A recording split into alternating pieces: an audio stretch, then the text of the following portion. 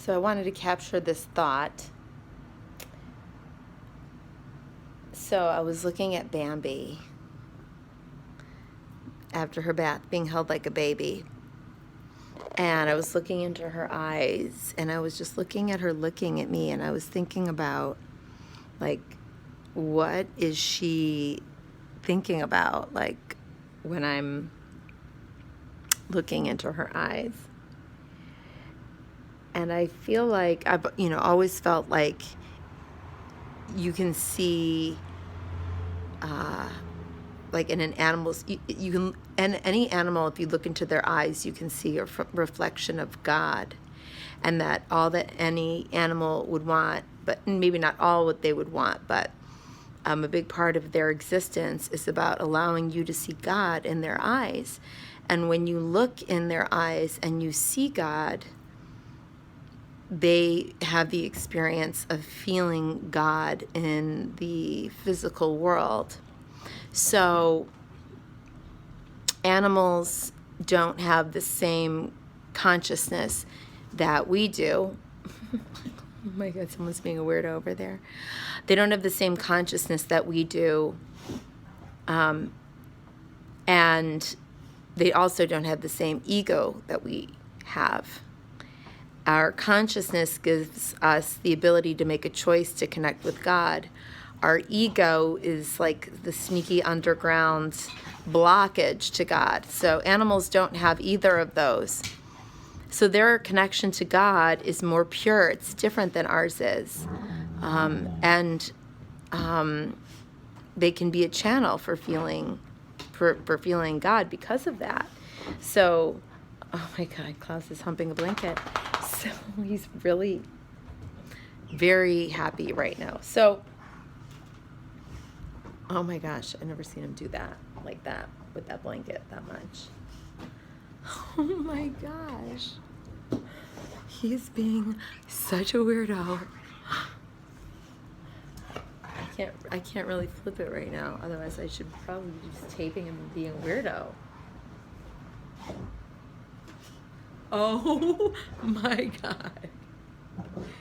He just tossed the blanket in the air with his head. I really should tape him, but I don't want to put her down. He's being so strange.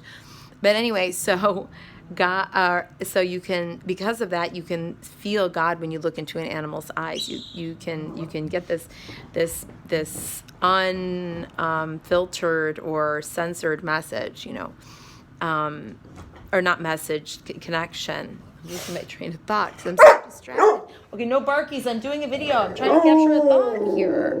Oh, geez. So anyway, I was looking in Bambi's eyes, and I just wanted to remember, oh yes, that we have the ability to see God in an animal's eyes, and when we do that, they feel it. And any animal, even if it's an animal that's sacrificing its life and has a terrible death, that's very sad. But any opportunity to give any animal the chance to be your filter to see God is like a gift to them. So, yeah, it's almost like, if you see an animal and you say it's beautiful and you call it beautiful, I do believe that animals respond to be calling beautiful because it gives them the ability to feel their physicality energetically, with no ego, that is going to like go to their head or make them feel like more important than somebody else, like it would a human. But they do respond energetically to being called beautiful. And it helps to say it. One of the things that I, always tell people is that when you're trying to give a dog, when you're trying to help them feel your emotion, whatever it is, it helps to say it in English. Not that they're understanding the word, but that they understand the tone. And the tone isn't just creating a tone, it's coming from a genuine place.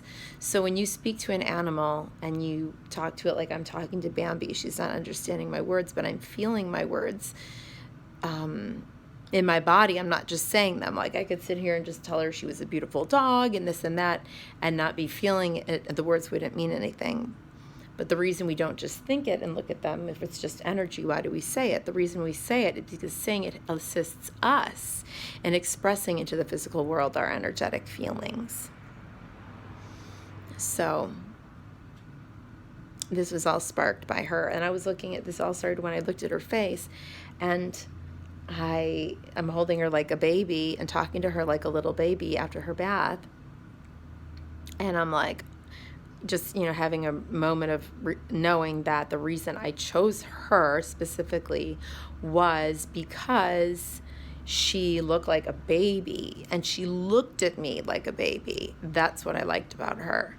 And everything I went through with her, but with the first year of her life, trying to get the potty training done, and her, pooping in the bed night after night. And oh my gosh, I went through a stage of motherhood that I think that she came here to help satisfy in me. So anyway, I know that for me, she represents having that baby that I'll never have, but this is a nice fraction of that feeling